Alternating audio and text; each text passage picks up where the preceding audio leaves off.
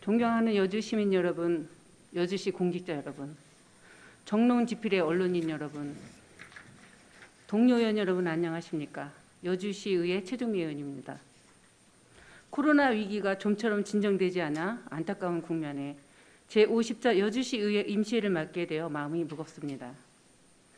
그나마 이렇게 제한적으로 임시회를 통해 인사드리게 되어 다행이라고 생각합니다.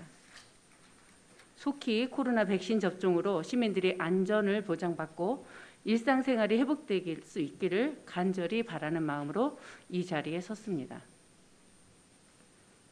본 의원은 이번 임시회를 통해서 여주시 노동단체 및 노사관계 발전 지원 조례안과 여주시 도시가스 미공급 지역의 액화석유가스 공급시설 설치 지원 조례안을 발의하였습니다.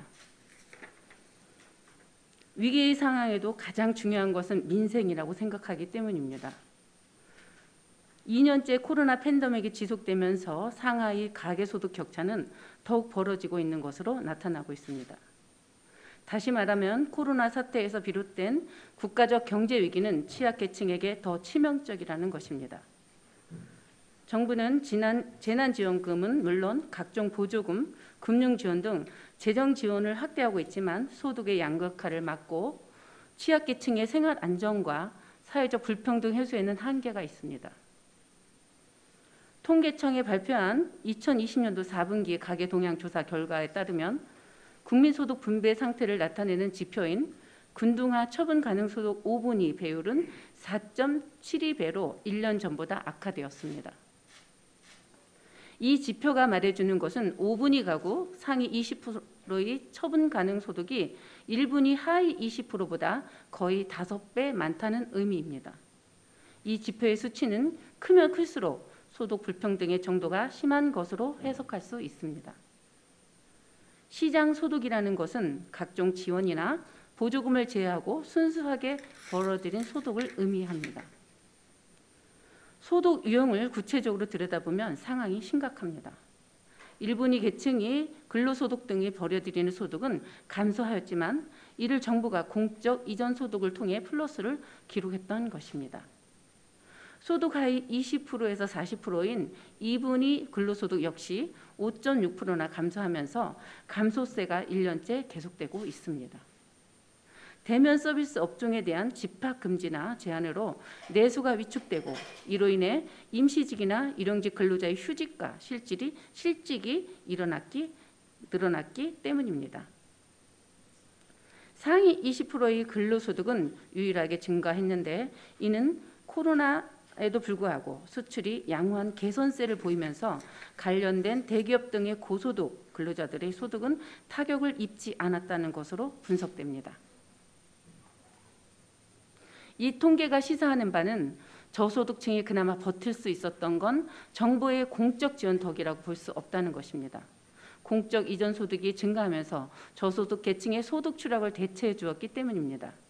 그러나 이를 바꿔 말하면 정부의 재정 지원이 아무리 많아도 양극화 자체를 막기에는 역부족이라는 것을 보여준다고 볼 수 있습니다. 즉 순수한 시장 소득의 증가 없이 인위적으로 소득을 보장해 주는 방식은 지속 가능하지 않다는 것입니다. 재난지원금 확대와 함께 기본소득 논의도 지속되고 있지만 언제까지 재난지원금에 의존할 수 없고 재원 확보 방안이 분명하지 않은 상태에서 기본소득 정책을 무작정 시행할 수는 없습니다. 해답은 재앙과도 같은 팬데믹을 계기로 해서 사회 시스템 전반을 재구성해야 한다는 데 있습니다. 그것은 올바른 사회관계망을 설정하는 것과 최소한의 의식주의 고민에서 벗어날 수 있는 시스템을 말합니다. 밥을 굶는 사람은 있어도 옷을 못 입는 사람은 없으니 전통적인 의식주 개념을 일부 수정하여 보면 본 의원이 생각하는 의식주란 의료, 식사, 주거를 말할 수 있습니다. 재난지원금으로 당장의 소득을 메워주고 피폐해진 사업가, 가게의 붕괴를 막는 것도 중요하고 필요합니다. 그러나 가장 신경 써야 할 부분은 최소한 의식주 고민이 해결 가능한 사회 시스템을 정립하는 것입니다. 우리나라의 건강의료보험이 세계 최고 수준이라는 것은 그 누구도 부정할 수 없습니다. 너무나 다행이고 감사한 일입니다. 의료보험이 국가 차원의 거대 시스템이라면 이제 의료보험에서 충당하지 못하는 부분은 지방자치단체가 보완해 줘야 할 것입니다. 위기가구를 발굴하고 지원 사업을 활발하게 하여 약값 걱정, 치료비 걱정을 덜할 수 있는 시스템을 만드는 것은 코로나 방역 조치를 시행하는 것과 함께 결합시켰을 때 분명 성과를 낼 수 있을 것이며 거기에 해답이 있다고 생각됩니다. 지금이야말로 머리를 맞대고 고민해야 할 시기입니다. 식사의 문제는 의외로 간단할 수 있습니다. 현재 집행부에서 푸드플랜을 준비하고 있습니다.